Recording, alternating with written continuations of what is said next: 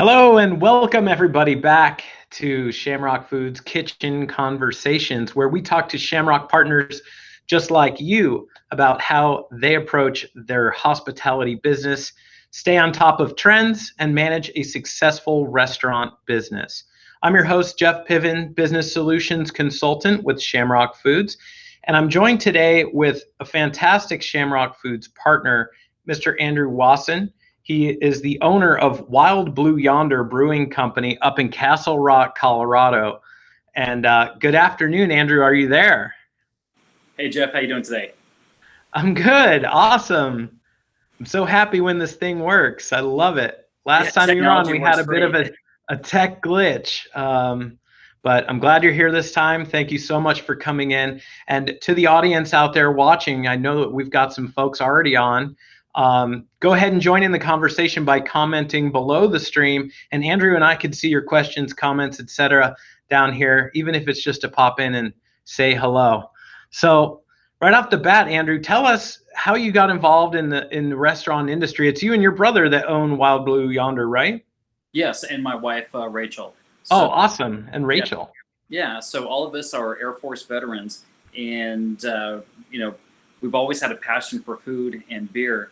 When my brother was in the Air Force, he spent some time homebrewing, and when he got out, me and him would homebrew out of our garage here in Castle Rock.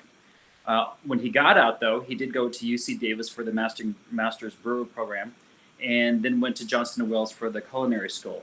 So Oh, he had wow. this great restaurant and brewing background, and I've had a chance to develop a real estate career over the last few years.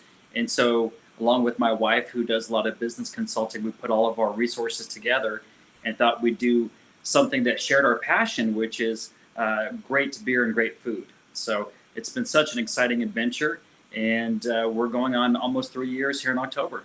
That's awesome. You got yourself, so what turned into kind of a hobby or a pastime is now a thriving and growing business. And you put yourself in a dream team, UC Davis and Johnson and Wales. That's awesome. So, Yeah. man, that's going to be great. I've got to try some of this beer. And not to spoil it, but I hear it may be in some stores soon. Already, Verlin Dickerson is like a total regular on the show. How you doing, Verlin? Thanks for joining in. He says thank you for your service to both Andrew and his brother. Thank you, Verlin, for joining us today. Well, let's talk about what Wild Blue Yonder is. Take us through the concept. Yeah, so Wild Blue Yonder is a brew pub. So we have a full service restaurant, and then we also manufacture beer here on site. We have a 5 barrel system, and we do about 600 or so barrels a year, just to kind of meet the demand at the tap room there. Right. Our facility we built was a combination of an older building, a Victorian built in 1901, that has a carriage house to the side built in 1887 that we use for storage and Oh, that's eventually cool. for private events. And we built this new tap room that adjoins the Victorian. At the time, it was somewhat of a controversial item that we did, but since then, the design was so spot on. Mixing the new with the old, we actually won a redevelopment award from the town of Oh, wow. Castle on our design. So we have this incredible space in a third of an acre with 3 patios, and Wow. it's really all about community, having great food, great people, great beer, and just being able to share that in a fun outdoor space along with an incredible indoor area as well. So it's been something that's unique, one of a kind, that kind of fits in with us. That's great. And I'm actually pretty jealous because it's been between 110 and 115 degrees here. So we haven't been enjoying a lot of outdoor beers as of late, not without extreme consequence. Yeah, Well, that yeah. sounds great. Certainly Go our ahead. space is unique, and with Wild Blue Yonder, that's the Air Force fight song. And so what that means to us is Ah, the spirit of adventure, going off to the unknown and the adventure associated with that. And we really wanted our space to convey that too. So our space is meant to be fun, exciting, and adventure to itself, and something that really promotes folks to come in and try something new. Our beer is constantly rotating, and then we try to do a lot of new food items that change with the beer as well to kind of play off that. So we want it new, exciting, and an adventure every time people come in. Sure. And I've seen the menu and I've seen the beers that you guys are doing, and it's not just beer. There's other fun stuff on the menu, and there's sours, and it's definitely not run of the mill stuff. It's totally unique, and you guys are definitely pushing the boundaries. Well, speaking of adventure, the COVID adventure, so to speak, really kind of threw us a curveball. And a lot of folks, they got scared. They ran the other direction. You guys ran towards it, and it created a lot of opportunities for our heads up operators. I know you guys transitioned to do takeout, but you're also doing things with bottling beer and some other things. Can you take us through some of the pivots that have actually, made your business better than ever? Yeah, absolutely. So I can't tell you how stressful COVID was when it first started. We were told that we had to shut down, and at that time, we were actually starting our spring ramp up for new hires. So we Oh had yeah. to, kind of let those folks kind of go, and we really focused on the core staff that we had: our chefs, our cooks, our brewers, and of course our servers and bartenders. And so, we found out quickly that this was going to last longer than we had anticipated. So we did a very quick pivot to start allowing takeout and delivery. So by doing that, the delivery allowed us to retain our servers and bartenders to help just deliver food because we didn't really have any other work for them. Cool, like repurposed. Right. Now, did And you so, guys in Colorado, were you allowed to deliver your beer? Did they make like a temporary kind of rule that you could do that? yeah, we sure could. The other Oh, thing that we great. could do was deliver alcohol. So Awesome. in other parts of Colorado, that was a larger part of that COVID business. For us, it was still pretty much the beer, but we did sell some glass sealed containers of cocktails, but it Sure. was kind of a smaller proportion compared to our beer sales. Right. But what we started doing is, since we had unfortunately a lot more time on our hands and we had a lot of beer in the tanks, we had always wanted to do a barrel aging program, and it was something that Oh, takes yeah. time because you have to get the barrels, and they can range from whiskey, bourbon, rum, Chardonnay, different types, and age the beer in these barrels. And typically they age for 6, 9, 12 months. And so with COVID kind of slowing us down, that changed or allowed us the opportunity to go ahead and start that So program. cool, man. So when we started opening back up, we started selling the bottles, and it became such a huge hit that not only did it pay for the bottling equipment, but then we decided to reinvest that money into canning equipment. Right. So now we started canning some of our beer, and our top sellers. So we have crowlers for everything that we have on tap, and then we Right. have the canned beer of our top sellers, and then the special limited edition bottle releases that we do of our barrel aged bottles. So it's something that allowed us to really kind of go that would be transition to a takeout, but even now that we're back to normal service, we can still all do all those things, minus the delivery, and have something else to offer that customer that's coming in. Right. So you just added that to the arsenal, and that's making lemons out of lemonade right there, right? You're like, well, we have Right. time and we have beer. We could just throw it in a bottle, and now we've got a brand new product that has a whole new opportunity for new customers and all that other stuff. That's amazing. I think another big thing that allowed us to do is we knew that once we got out of COVID with the redevelopment going on in the area, that we would have to take the time to improve our processes, improve equipment, train staff, and improve the facility. So here a few months ago, we actually did a massive kitchen expansion that basically is doubling the size of our old kitchen that's at the end of this 1901 building Right. into a brand new large kitchen, so that way we can handle the growth in the area and the crowds and the folks that we're seeing now moving forward. So our remodel is going to be done in about 3-4 weeks, and we are so excited to be in this new kitchen space. And we've been ramping up staff, and we're really looking forward to really getting back and open at a full capacity. That's awesome. I mean, and you guys have experienced like a surge of demand, just like a lot of other markets, right? Can you tell us, like, at what levels are you guys at right now? So on a guest count, I would say that we're probably 80, 90% of our pre-COVID levels. Okay. I think there's certainly a segment of the customer base that maybe aren't quite ready to get back to a fuller capacity and be engaged with so many people sitting closer to them. Right. So I think a lot of folks are there, but I still think that there's probably a small portion of our area that aren't quite ready to re-engage fully yet. Right. Well, you're 80-90% there. I mean, for those of us restaurant finance nerds out there, are you able, what are you seeing with labor costs, with things like that? I know that you said you were working on improving processes. Have you been able to filter some of those improved processes into the bottom line? Yeah, absolutely. So one of the things that we had to do very quickly when COVID started is there was a run on different supplies. Gloves, for example, gloves, masks, PPE, disinfectant, all that stuff going on.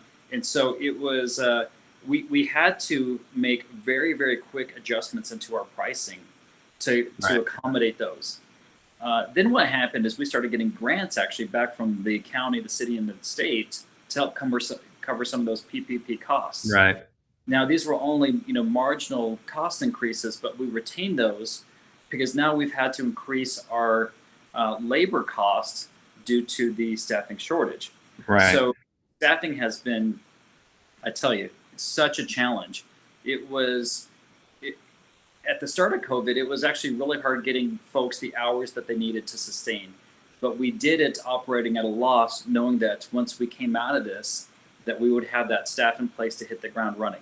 And so stuff like the PPP loan was very critical for us to make sure that we kept all those folks. As we started getting out of that and started reopening, it was amazing how quickly everybody started hiring, and the significant amount of people that were just not ready to re-enter the restaurant industry workforce. Right. We had so many folks that were just tired of going from open to close, open, close, open, close. Yeah. That frankly, they left the restaurant industry. They're now in either in healthcare or retail, finance, or any other industry that's provided more consistency. Right. So you certainly see a lot of attrition within that restaurant industry group. So what we've had to do, honestly, is we've had to just consistently run ads through Indeed and other types of career marketplaces, trying to bring in folks. And to keep our staff, we have done a lot more bonuses and other benefits that on top of what we do. So some of our benefits, of course, are discounted meals, merchandise, but one of the big ones that keeps folks is shift beers and discounts on our beers and that we produce. So that seems to work out pretty well for us. That sounds pretty awesome. And so your advertising, you were naming off a couple, like it was Indeed and maybe like. We've tried Facebook, but Indeed honestly has always been the best one. We've tried Craigslist. That's always a wreck. But Indeed for us, has been really the one that gets us the most. So I think that's been, helpful for us, but we have seen that, especially in your areas like dishwashers, line cooks, where we would have success in the past, we haven't seen that as much here recently just because it's so competitive. You're seeing other areas where folks are coming in where they're offering significant increases in that pay, along with signing bonuses, healthcare, et cetera.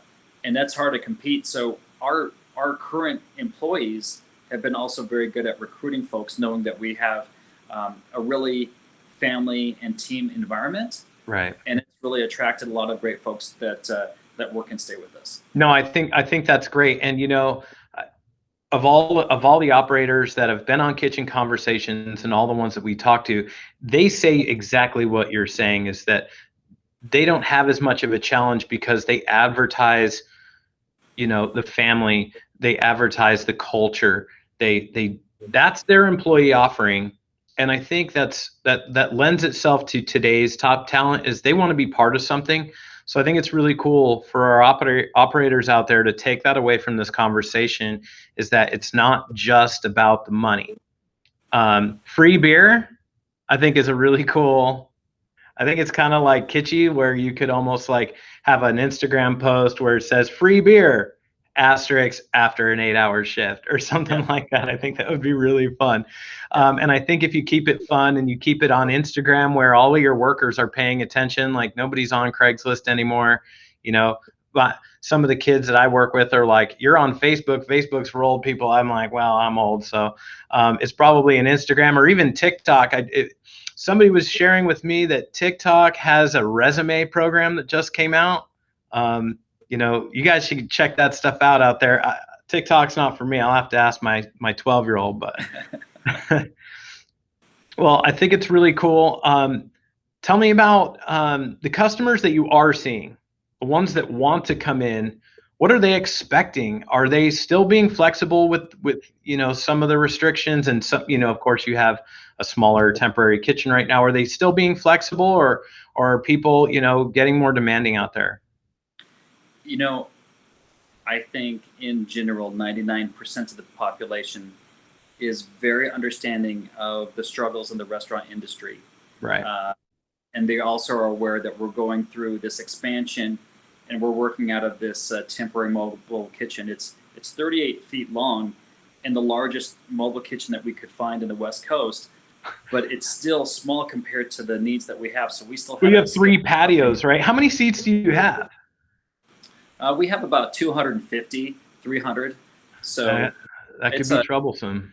Yeah, and so what we've had to do is we've actually closed one of the patios and the carriage house, which shuts down about 90, 100 seats, because frankly we don't have the staff or the capacity, the food storage side, to support that large of a group.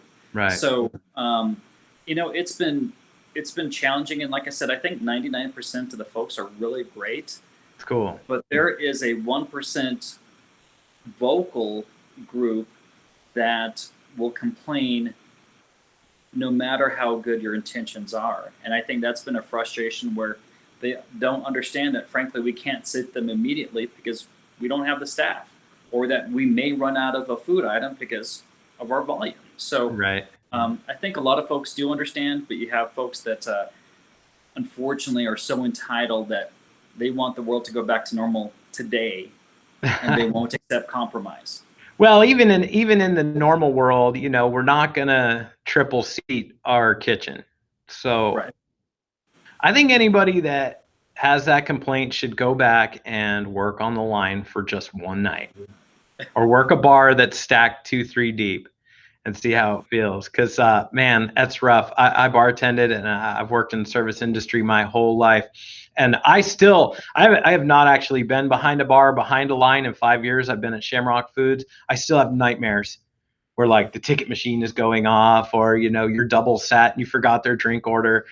It's very stressful. So I'm sorry that you have your share of Karens out there, and soon enough you're gonna have your new kitchen open, and it's great that you've been able to take advantage of some of the opportunities that were brought to us from COVID, even though it seemed like it was all dark days.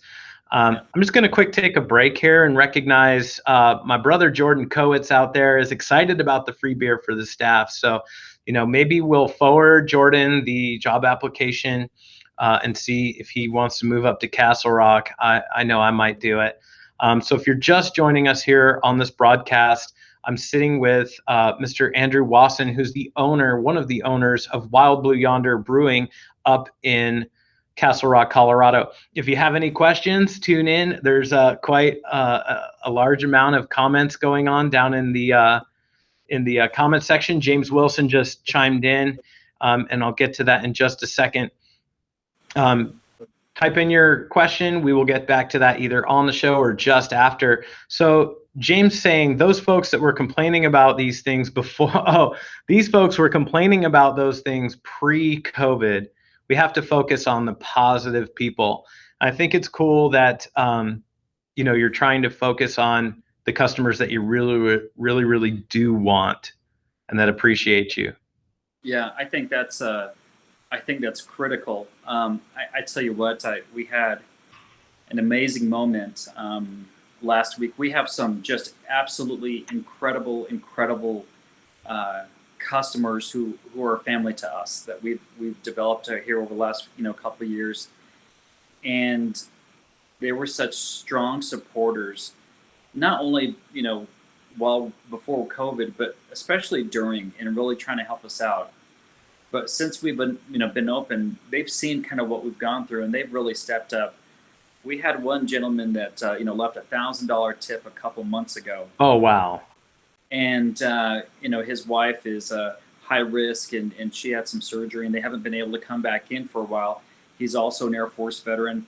He was in here this weekend and left another $2,000 tip for our staff. Wow. And so the impact of some of these folks that are doing this, that recognize our staff, that continue to work hard and try to go above and beyond for them. For me, I can't express the gratitude that myself and my brother and my wife have for some of these incredible folks that have just been so supportive. I mean, it's, we just wouldn't be here without them. We're Sure. just so blessed. That's awesome. And that just goes to show, man, people can come in and complain, but there really are a lot of really good people out there that understand exactly what we're going through. And speaking of going through things, you and your wife and your brother have all been through a lot. You're responsible for so much. This big facility, you're overseeing a large expansion. You employ lots of people that count on you. What do you do to take care of you? Can you tell us about, do you work out? Do you meditate? Do you read? Can you tell us about your self-care routine? Yeah, I think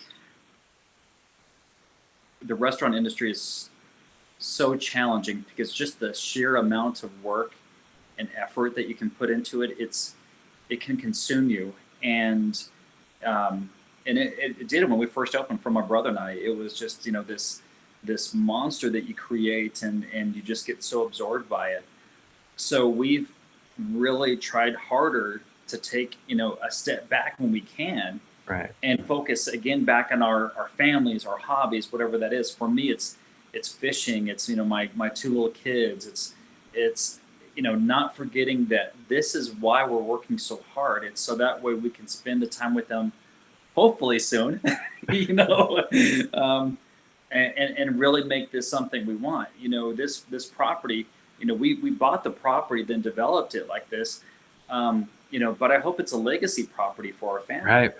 And, so we have the long-term goal there, but we want to make sure that we actually take the time to, enjoy our family now, because holy cow, things happen so quick, and we don't want to not have those opportunities and not take that chance to take a break, step back.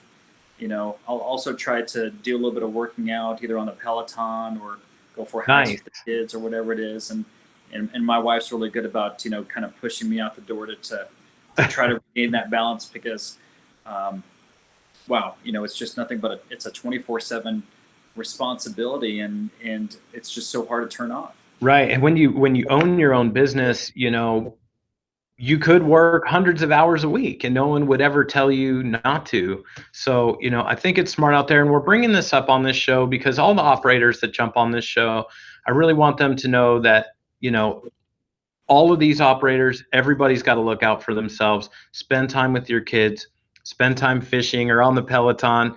Working out does great things for your mind as well as your body. So take care of yourself out there. Enough of the serious stuff, even though I love it, because, you said Peloton and I was watching the Tour de France this morning. There's only 3 stages left. I was pretty excited to watch the race today. But at Shamrock, we're all about food. We're a food company, and I would argue we're a restaurant company. And myself and Jordan Kowitz, who is one of my coworkers down here in Arizona, we want to know about food and beer. So first and foremost, tell us about your menu, what you're excited about right now. Yeah, so we try to keep it kind of fun. So my brother actually kind of developed this menu when we first opened, and the idea was trying to do kind of a higher end pub fare type style of food that would complement some of the beers that we have. So one of the neat things that we did was a Bavarian nacho. So it's cool. It's house chips that we make daily, along with an elk jalapeno sausage, spicy Wow. coleslaw, beer cheese. So it's just a really fun dish that we do that really pairs well. It's nice and salty, so it pairs great with our beers. And then we also have different sandwiches, salads, and of course, burgers. But with the expansion, we're really excited about the opportunity to bring some entrees really in. So we'd like to bring in a handful of entrees. Right. Castle Rock has a higher end demographic, and some of our barrel aging beers that we've done actually are really cool. That would really pair nicely with maybe an entree. So we just did a partnership with Blanchard Family Wines, and we did a really cool a grisette, a Belgian style beer that aged in Chardonnay barrels, and that would pair nicely with a nice entree. And we've had some other whiskey and bourbon aged porters and stouts and some rum, different barrel aged beers that we do that would kind of really lend themselves to kind of a nicer in meal. And then if you want something else, we kind of have that full spectrum of beers that can go from, that would pair with a fish or a salad, or if you want something more hoppy, a burger or something darker, so that we have a whole range that we can kind of play in and kind of work with. So it's a lot of fun to tie all that stuff together. Yeah, no doubt. I mean, and you've got those barrel aged beers that have just such an insane depth of flavor. I'm really kind of bummed that I'm not going to be in Castle Rock this weekend. What about some of the trends that we're seeing out across beer world? IPAs, the hoppy stuff, the hazy stuff. We were seeing that, for the past 2 years. Now you're kind of seeing seltzers come up and sours. Yeah. What are you guys seeing with the future of beer into 2022 or brewing? Yeah, so I think here about a year or two, you kind of saw the crest kind of go with the super bitter IPAs, and so now the hazy IPAs are a little bit more in fashion. These are typically a little bit more citrusy versus bitter, and then of course sour beers are very popular.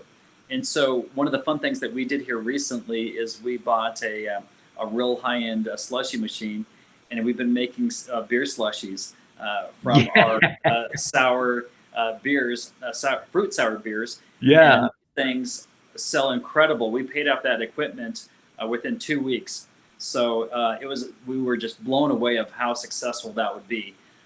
So that's been a lot of fun. That's great. So a sour slushy. I think that sounds incredible. Well, so break it down for those of us in Colorado. You're going to finally open the kitchen and then open up the rest of the restaurant. Can you fill us in on what all that looks like before I let you go here? Yeah, absolutely. So, for the next 3-4 weeks, we're going to still continue to work out of the mobile kitchen, and then the new kitchen is going to be brand new, and it's going to have all new equipment and essentially double the size of what we were working with originally. Then that will allow us to turn our 800 square foot carriage house back into a private event venue, or maybe a barrel room or cocktail room. So we're excited about that.